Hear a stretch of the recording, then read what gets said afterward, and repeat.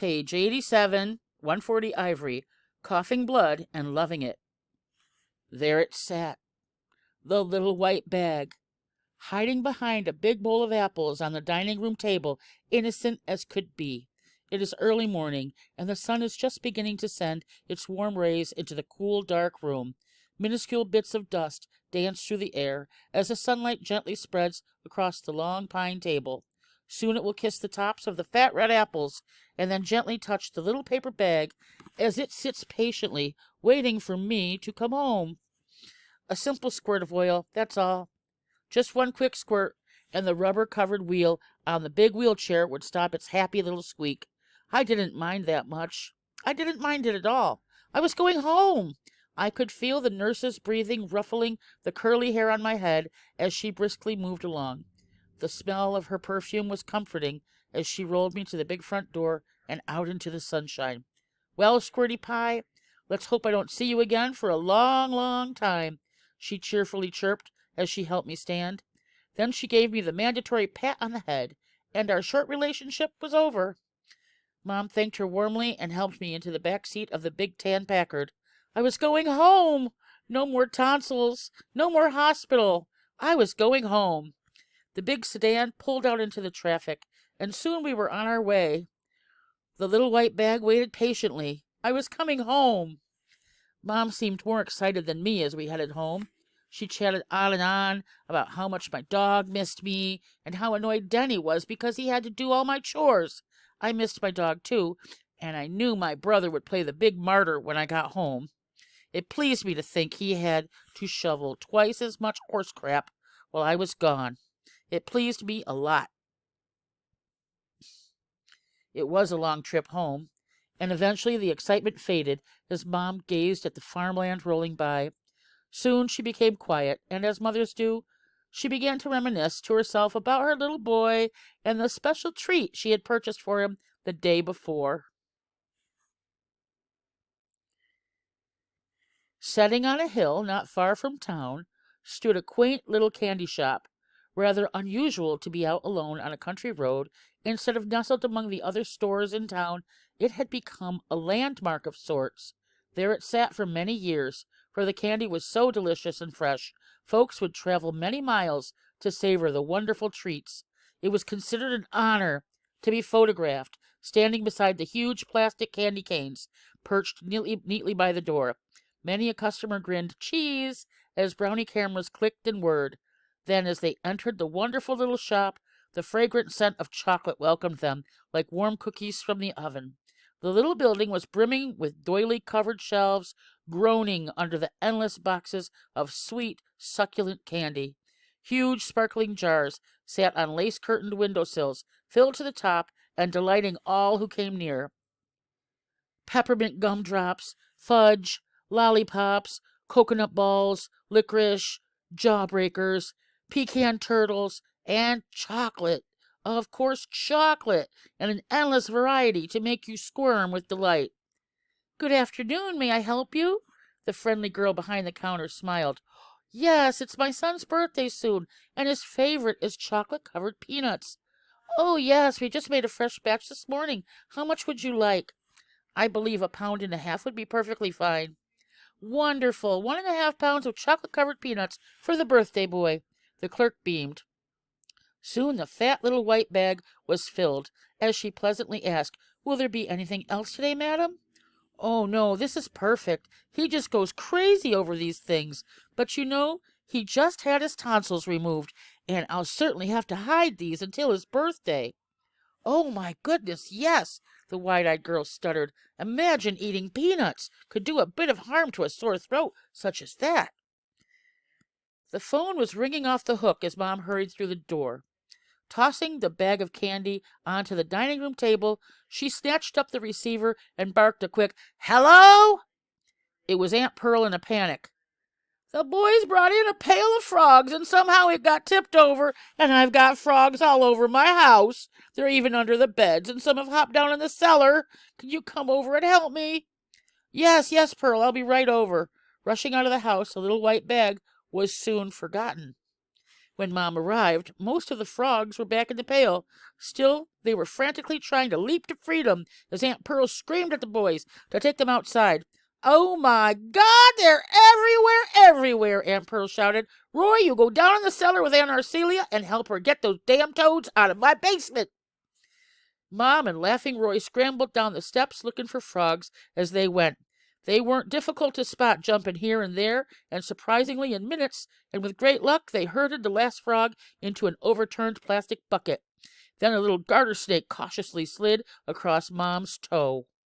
Like lightning striking a tree, screaming, jumping, and leaping, she struck her head on a joist as she fled up the stairs, screeching and babbling straight out of the house. Standing out by the clothesline, with fists held high, she screamed threats at anything that moved. She stood her ground, shaking and jabbering, until finally, with begging and pleading and promising, Aunt Pearl gently talked her down from her pillar of fear. Later, over a cup of tea, they sat musing over the endless adventures and heartaches their boys had caused them over the years. Aunt Pearl squeezed her tea bag with her spoon and said, "You'll be bringing the little one home in the morning, won't you?" Mom sighed and then answered, "Yes, he's only been gone 2 days, but it seems like forever." She missed her little boy, even though she had just been to the hospital to see him that morning, and she would go back later in the afternoon to be with him until visiting hours were over. Oh, her precious little prince!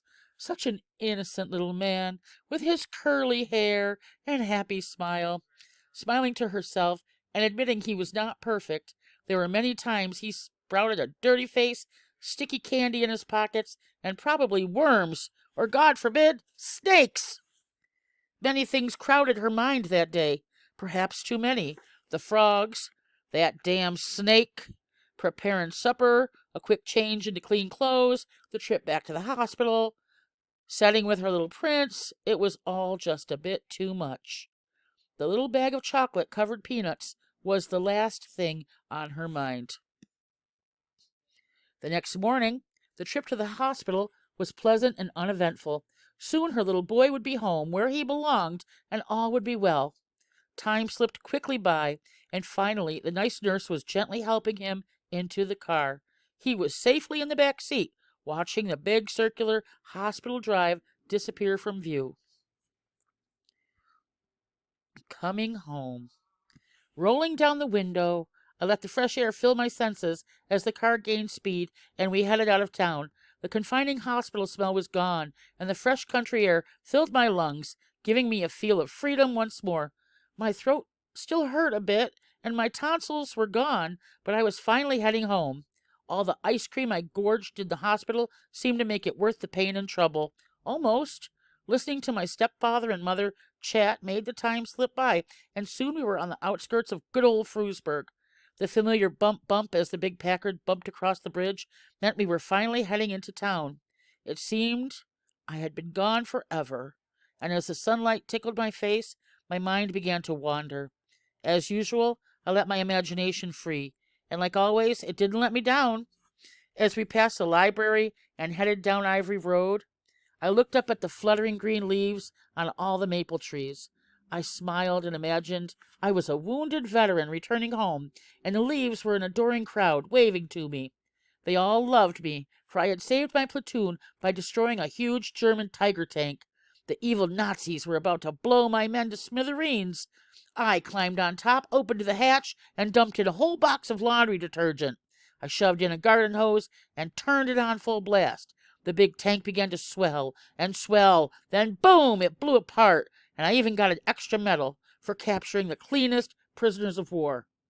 A piece of tank shrapnel had clipped my throat, and it was still a bit tender, but nothing could stop me from saving my men.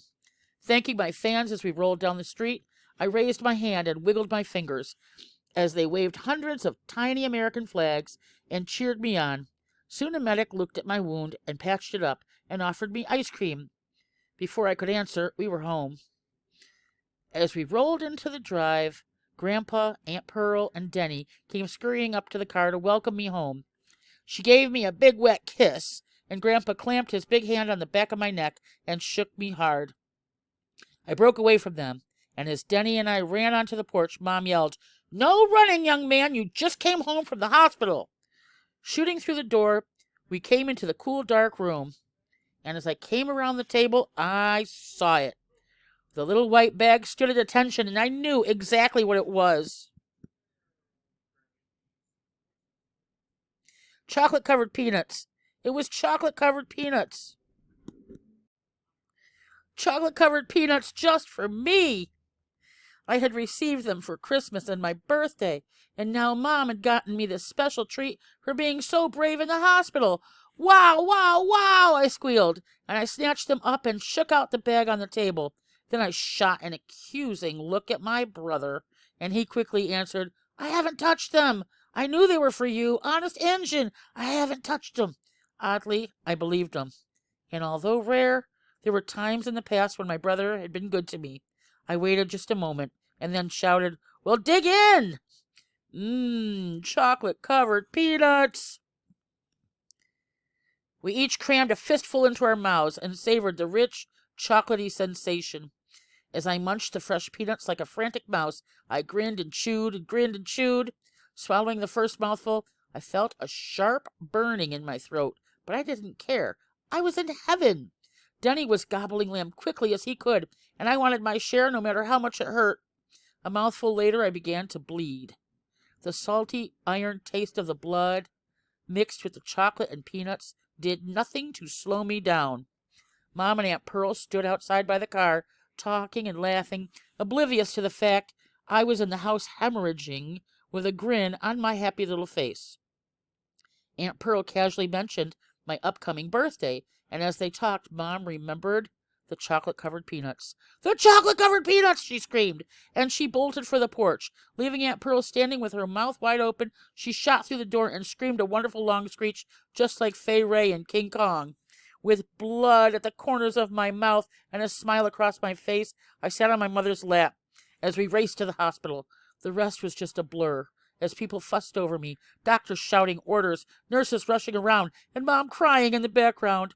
Soon I was back in the hospital bed with a crisp white linen sheet and big, fat pillows as things finally calmed down. I lay there happily sucking on ice chips, feeling the cold liquid soothe my burning throat. Mom sat in a chair by the bed, staring at me with a concerned and loving expression on her face. Then I looked closer, and she seemed to be looking right through me. Am I dead? Am I a ghost? Have I killed myself with chocolate-covered peanuts? No, she was just daydreaming, trying to look into the future to see what other dramas and heartaches awaited her. It wasn't easy raising two young boys, especially the younger one. The one that, given half the chance, would eat horseshoe nails if they were smeared in peanut butter and dipped in chocolate.